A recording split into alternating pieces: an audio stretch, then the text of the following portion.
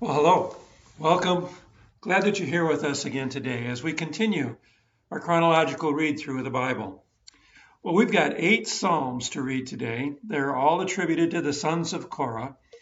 You may recall that Korah was killed for rebelling against God. He rebelled against Moses, thereby rebelling against God way back in Numbers 16. His children, however, were spared. And as they were descendants of Levi, they were given various duties at the sanctuary, including being doorkeepers, guardians, and musicians and singers in David's temple choirs. Most likely, these psalms that we're going to read today were sung by those choirs.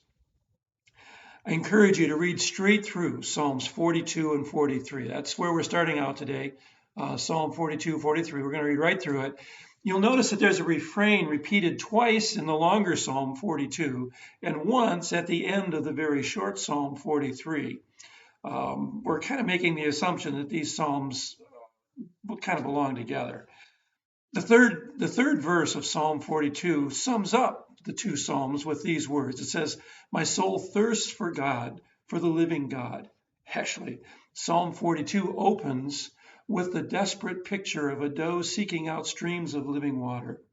With such urgency, the writer seeks God. He's downcast and he feels forgotten by God. So in Psalm 42, the writer asks God to vindicate him and champion his cause.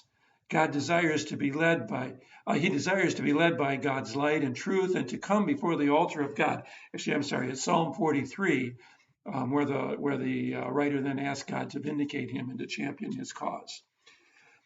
We then move on to Psalm 44. Psalm 44 recalls how they, the writer of the psalm, the people, have heard of the mighty deeds God did for their forefathers when God gave them the promised land and he drove out the inhabitants before them.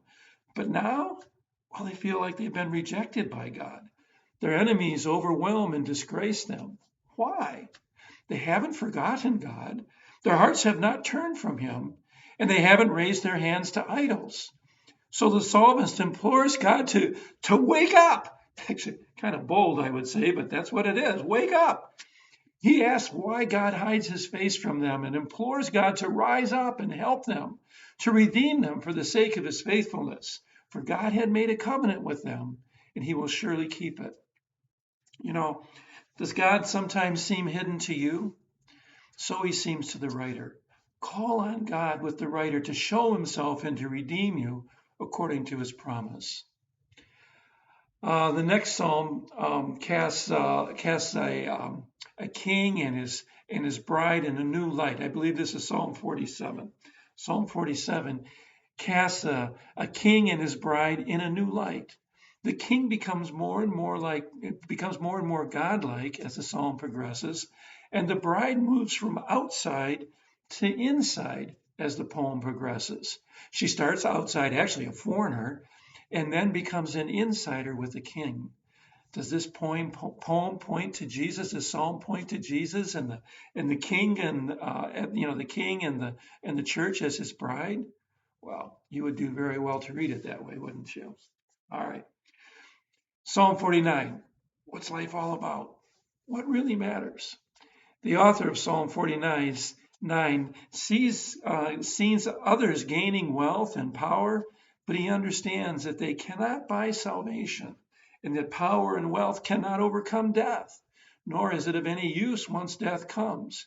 No person can redeem another, only God can, and indeed God does.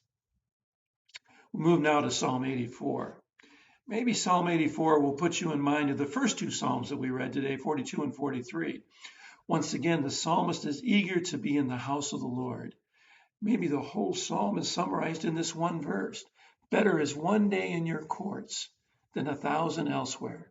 I would rather be a doorkeeper in the house of God than dwell in the tents of the wicked. You may remember that from our services.